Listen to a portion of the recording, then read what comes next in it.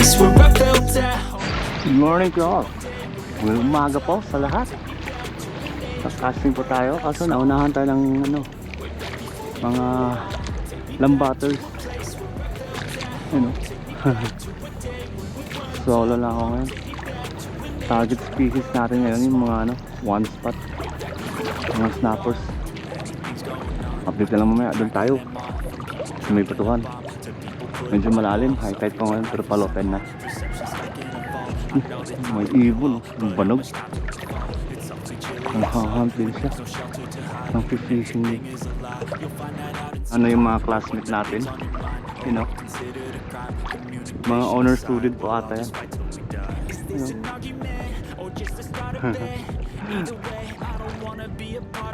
Maaga sila nagpapasik attendance dito sa spot natin. Medyo malalim nga. So, okay lang yan. Kung tutusin, mas nakakawalip tayo sa kanila. Matalino na yung isa dito. Hindi na sila natatakot din sa or nagigimpala dun sa may lambat. Update na lang mamaya. Medyo lumalim na tong na to, kapuntahan. At dyan pa rin sila. Okay lang yan. Dito yung sakit dun, dami ng tinik. At dito na tayo mag-upisa. Cast tayo ng cast. Huwag natin isipin yung nang lalamban. Kasi pag isipin natin yan, nurugo lang yung puso natin. May nag-strike mga kaibigan. Kaso di ko nahook. Ang lalim na pala dito. Target natin ngayon ay maghanap ng bato.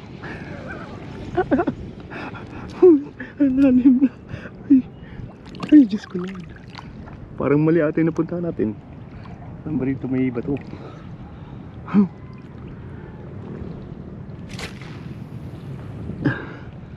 Mahanap na natin yung bato.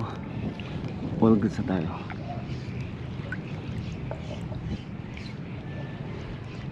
Dito lang tayo, banda.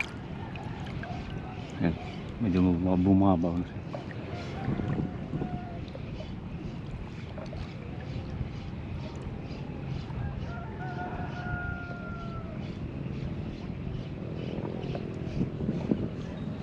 Wala silang huli, diba? Mga walang huli yan. Matatalino na yung mga isda dito. Mas mahuli pa sa lure yung isda dito kaysa dyan sa lambat. Kasi nga immune na sila. Alam na nila, lalo na yung mga one spot.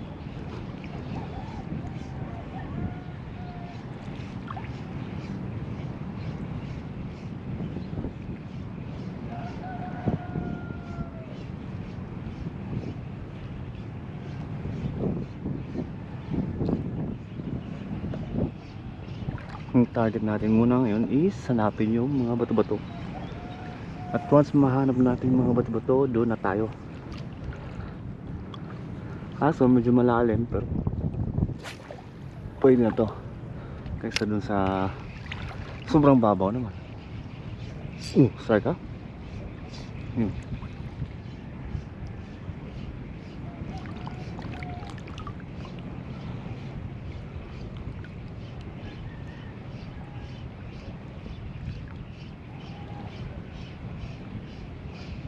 Strike ka na.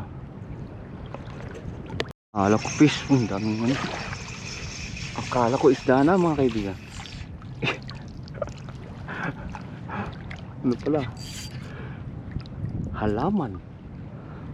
Organic. Masarap to. Organic. Akala ko isda na.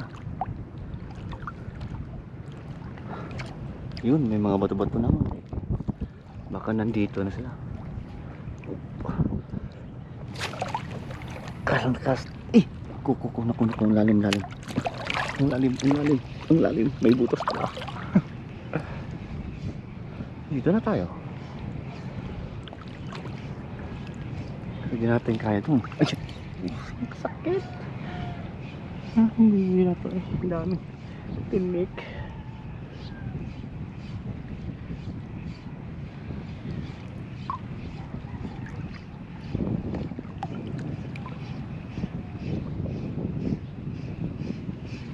Hindi nawawala yung tinik mga kaibigan. Nandito pa rin sila.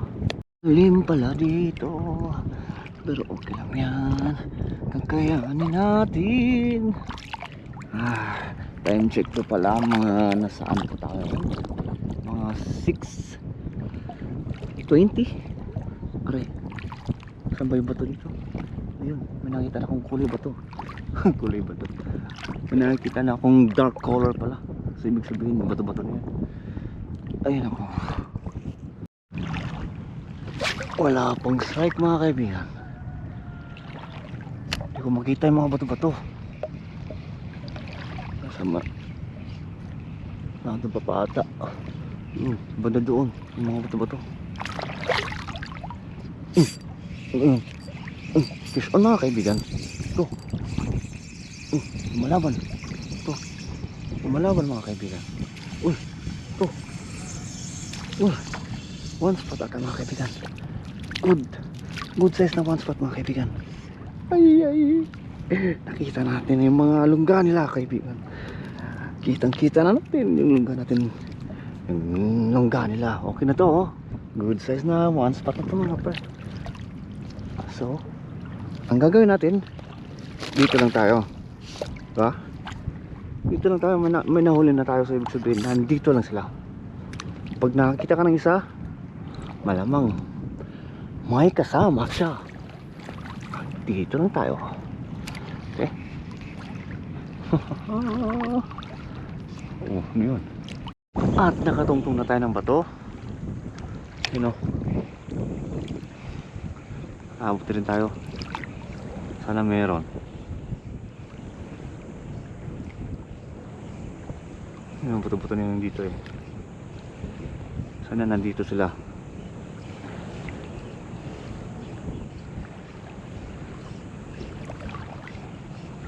Biglang humangin ang panahon. Pag mag-cast tayo, isabay na lang natin or hanapan natin ng magandang ano,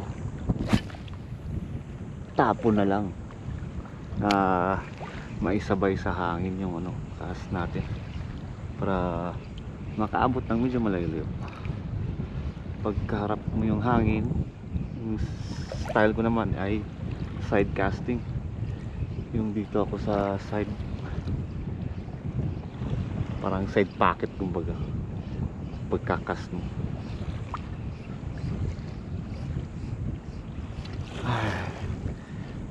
Ganyan no, kasi kadalasan sa cast pa ganun ba, yung sa akin dito sa gilid, yun no.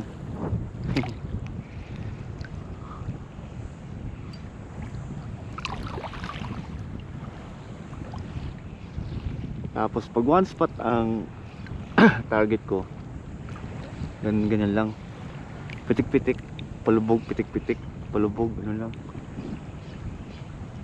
depende. Pero mostly ganyan ang ano ko, retrieve ko pag one spot yung target ko.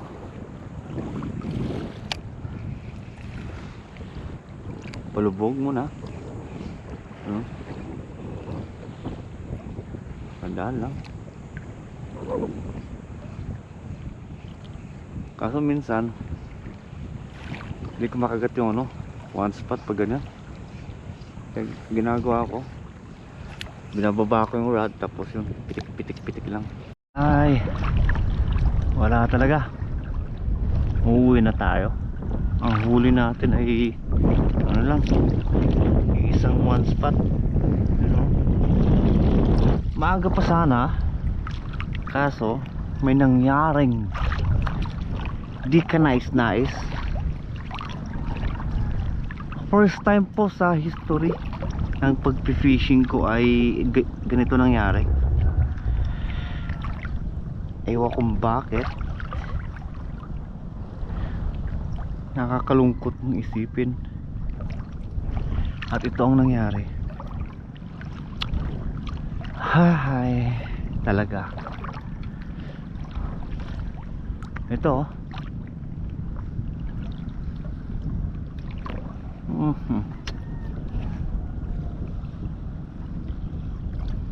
First time po nangyari sa ano ko, pagpipishing ang ganitong senaryo. Ewan ko ba? Malas o hindi ko alam. Ito. Ang bihira eh.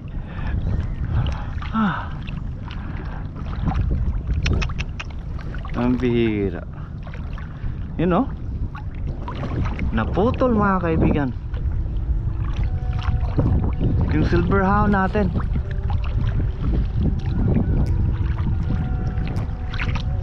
Sa pag-a-analyze ko, ganire, ang kapit lang pala nito is maliit lang. I mean kung yung ano niya, yung you know, yung kasi pag tinanggal mo to, ang nangyayari is tanggal tong kasama tong dito na side, tapos ito ano, konti lang yung hawak nito, yung banda dito, tsaka dito konti, at tsaka dito konti. Siguro katagalan natin gamit, gumagewang-gewang siguro ganun, or napaganon, or kasi mostly ako ganun ako mag-cast eh, ganyan. Yan yung kanina bigla kong napaganon kasi gawa ng hangin. Yung sakto pag ganun mo may strike, parang ganun ano.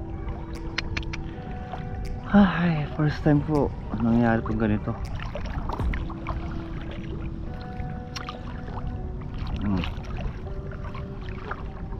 First time bigla lang gumanon, puwak. Hindi ko maintindihan.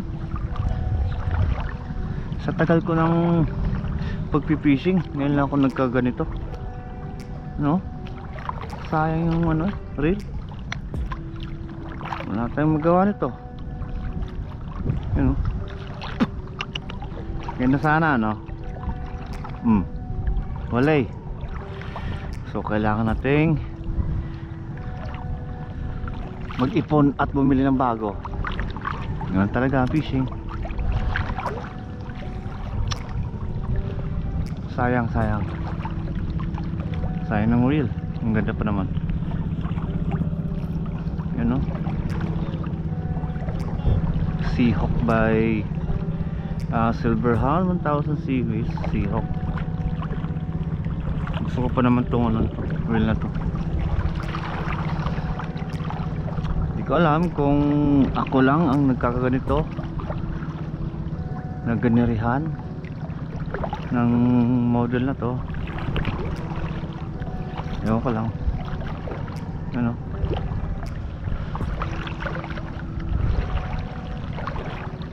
Design flaws or dahil sa akin.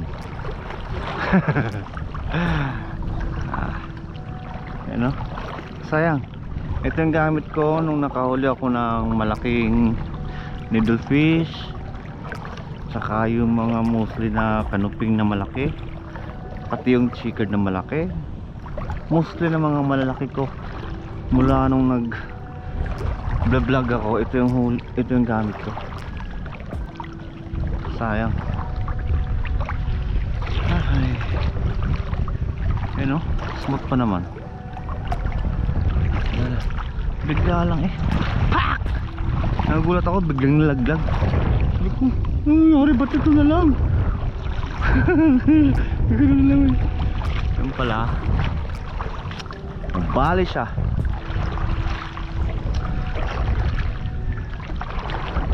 Sana yung nag-design ito or gumawa nito, may ano sila, ano pa nila, i-upgrade or mag-ano sila ng ano, para medyo tumibay. Kasi ang ganda ng reel na to eh. Yung mechanism niya, okay ako. Kasi bago ako bumili ng reel, titingnan ko muna yung inside, yung gearing system nila, yung shaft nila, kung paano nila nilagay, pati yung mga stabilizer at kung ano pa. Ito hindi nagkulang, okay siya. Sayang, ay ganun talaga. Wala tayong magawa, uuwi tayo, luhaan. Ay, ganda pa sana ng dagat. Pagpatuloy na lang natin bukas ang ating misyon, kasi wala talaga. Invisible yung ano, yung wheel. Nandito lang pala. Ay, sayang, sayang. Ay, di ko na videohan yung ano, pagkabali. Mas maganda sana kung na videohan ko yung pagkabali. Wala talagang may pruweba kung ganun lang, bigla lang gumanon. Pero okay lang.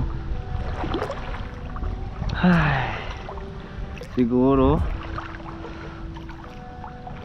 malaking pagkakamali sa side ko.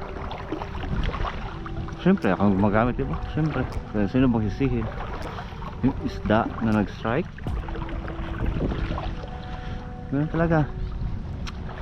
Sa ganito kasi mga pangyayari, ang malaking ano or kamalian baga ay ang end user.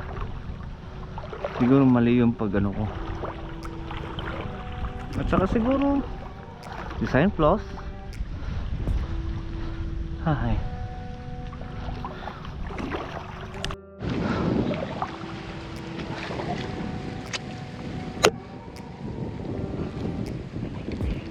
nakakalungkot.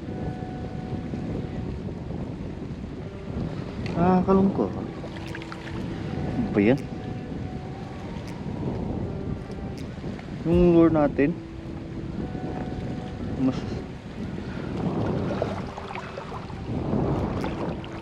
hindi yan. So bukas na ulit. Uwi tayo na maagang yan.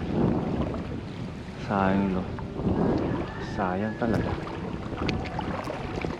Sayang at di ko na video yung mga pangyayari. Ano? Ay ako.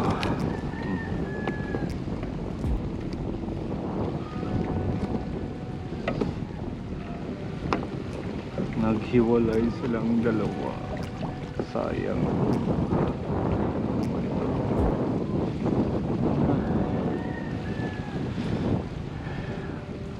Hanap tayo ng ano, mag-sponsor sa atin ng ano, review. Ay. Tawag nito.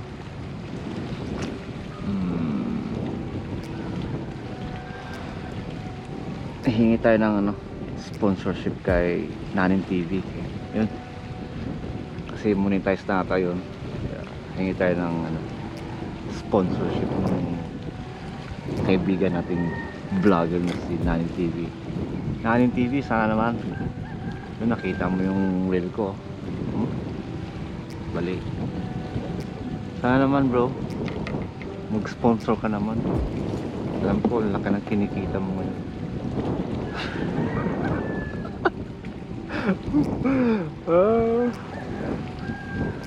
Siguro alam ko natatawa kayo. Yung iniisip mo, tanga-tanga naman ng tao na to. Ganun talaga. Minsan nangyayari sa angler yun. At ito yung pinakauna-unang ano, pagkakataon na nangyari sa akin to.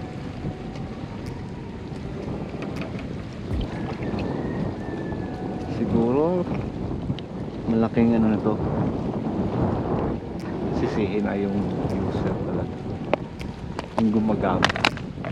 Tanga-tanga.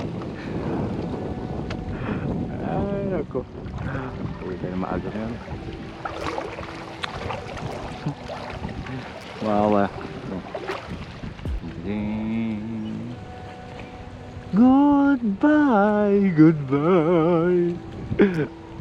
I hate to see you go, but have a good time. Bye-bye! Hanggang sa muli. Ito pa is Bloy. Babayu. Fish on pa rin tayo. Ang sakit sa dibdib. Pero okay lang. It's part of the game. Bye-bye.